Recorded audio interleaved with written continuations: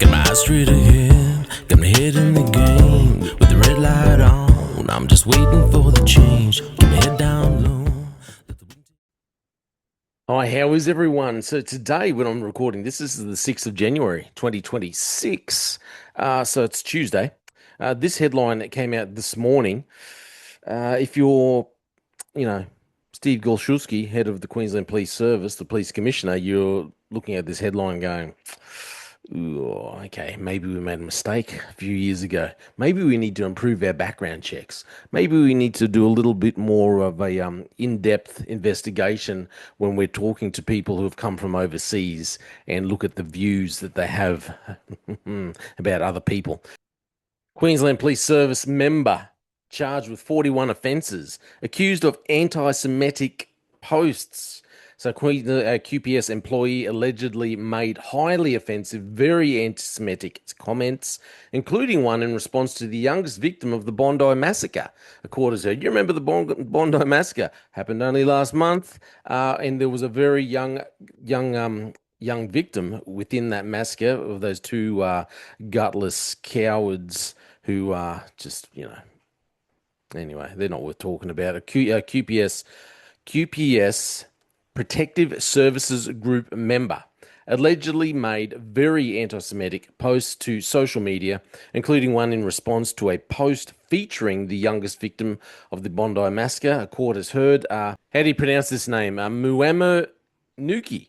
Maybe, who knows? He's 50. He's facing 41 counts of using a carriage service to menace, harass, or cause offence, and he has not entered any pleas. There's his face there, the face of the Queensland Police Service member. There you go. He was arrested on Monday, the same day he has appeared in the Brisbane Magistrates Court. Nuki, wherever you say it, employed by QPS for 25 years. That's a bit of service. Is alleged to have made posts to various social media platforms over almost 2 years.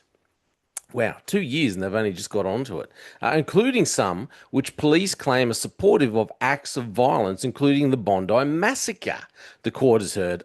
In response to a user on Threads who wrote about Islamic extremism in a post that featured a photo of Matilda. She's the 10-year-old shot dead at the Bondi last month. Nukik allegedly responded, Zionist, and then they've cut, I won't say what I think that is, so Zionist something something. In response to a post featured before and after photos of what appears to be a female Israeli Defense Force soldier who's lost her legs, Nukik allegedly said, "Happy birthday, legless bee," with a tongue out emoji. He's a delightful chap, isn't he? Delightful. So glad he's employed by QPS.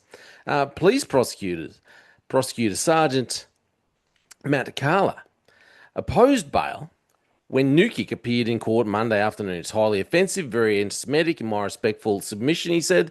No doubt very harassing and menacing to many of our community.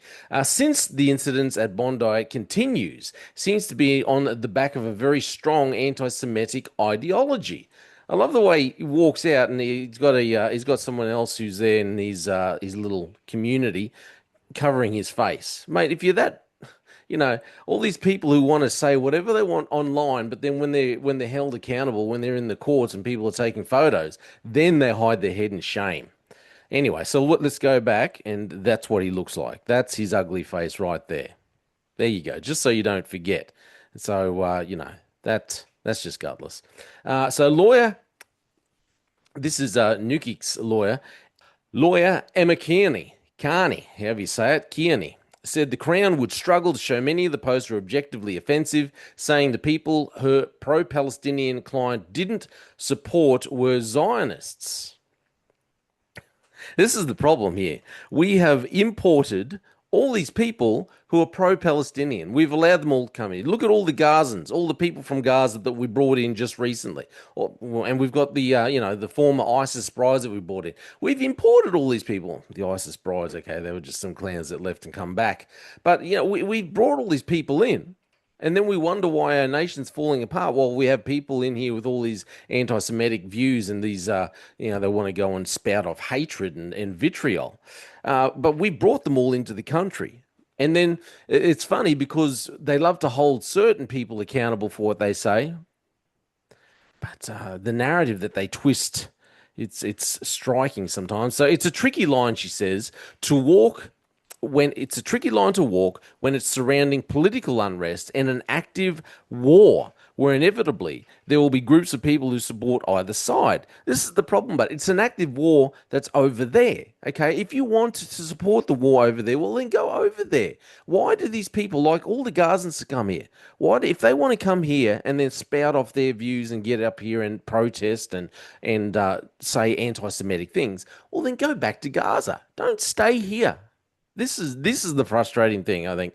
And people like this, like him too, and they talk about, oh, this is a tricky line, you know. I mean, you got to walk this fine line. No, you just have to say, well, this is right and this is wrong. This is the law, and this is the way it is. There's no tricky line. However, Magistrate Louis Shilito responded. He says objective offensiveness is going to be something that he might have difficulty with when he is supportive of someone having died in furtherance of his cause. Wow, got a magistrate who might be able to see some common sense. Puts the lawyer in her place, didn't he? He said it was alleged the self-described anti-Zionist had gone beyond that and made posts which were anti-Israeli and supportive of organisations, including prescribed terrorist organisations, including Hamas, Hezbollah, and Ansar Allah. I think that it is demonstrable, the vast majority of them, that any pro-Palestinian ideology that might underpin the defendant's commentary is wholly outstripped by the nature of the comments and the acts that his comments are said to be supportive of, including repeated and recent acts of violence against persons, including in Australia, noting that there are comments responsive to posts about the recent Bondi attacks. The persistence of it is concerning, but is to be seen in a context, I think, fairly, as this is the occasion on which the police have now interacted with Mr. Newkick. Mr. Shilito said the defendant's explanation for the posts lacked insight. Well, like I said, hats off to this magistrate for pointing out some truth about this chap. However, given Newkick's lack of any criminal history and the alleged offending being comments and not insight of violence in Australia, then conditions would reduce the risk of any likelihood of further offending. So naturally, what did they do? They gave him bail. He was granted bail to live in Tarragindi, report to police once a week, possess only one phone, and not have social media, including Facebook, Instagram, Threads, and TikTok. The court heard the Bosnian native spent time in a Serbian-ran concentration camp before migrating in 1993 to Australia, where he became a citizen. In a statement released Monday afternoon, Queensland Police alleged the offending happened between February 2024 and January 2026. What a load of rubbish. You don't all of a sudden get these kind of anti-Semitic views in your life. It's like, oh, all of a sudden, I'm now anti-Semitic. There's no way it only just started happening then. In keeping with they're back with this spiel. In keeping with our commitment to high standards of behaviour, transparency and accountability, which, as we all know, is a load of hogwash because we don't keep within our commitment to high standards of behaviour, transparency and accountability. Anyway, we have undertaken to inform the public when a member of the services faces serious allegations of misconduct. This does not mean that the allegations against the member have been substantiated. Well, we all know that, chumps. Anyway, look, I get sick of that stupid spiel they started. I thought they'd stop doing it. We've allowed all these people in. We've imported hatred and vitriol, and then everyone's surprised when we have people like this spewing it out on the internet. Good on QPS for finally come across it and doing something about it. Like I said, I highly doubt, highly doubt that he's only just been doing this since 2024. You don't just suddenly have these viewpoints come up in your life, suddenly change your viewpoints.